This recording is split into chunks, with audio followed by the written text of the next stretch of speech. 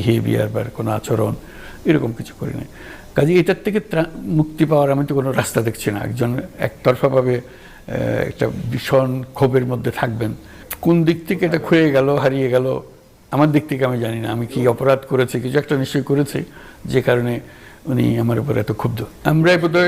আমরাই বোধহয় সারা পৃথিবীতে প্রথম বাংলাদেশ সিটিজেন্স কমিটি বলে একটা কমিটি করেছি। যেদিন ঘোষণা পেয়েছি, টেলিভিশনে শুনেছি, রেডিওতে শুনেছি, সেদিনই আমরা 6 জন ছিলাম ন্যাশভিলে। 6 জন একত্র হয়ে অনেক বাকবিতণ্ডার পরে আমরা ঘোষণা করলাম আমরা সবাই বাংলাদেশের নাগরিক। আমরা বাংলাদেশ সিটিজেন্স কমিটি বলে একটা কমিটি করলাম সেদিনই গিয়ে। তারপরে যত টেলিভিশন স্টেশন আছে ন্যাশভিলে সেখানে গিয়ে প্রত্যেক নিউজ আমাদের ইন্টারভিউ দিতে হয়েছে, যাতে করে সারা ভিউয়ারকে আমরা জানাতে পারি যে বাংলাদেশ বলে একটা নতুন রাষ্ট্র হয়েছে, আমরা তার নাগরিকত্ব ঘোষণা করেছি। যে নিউজ লেটার প্রকাশ, আমার বাড়িতে নিউজ লেটার আমার স্ত্রী টাইপ করতো, আমি গেস্টেড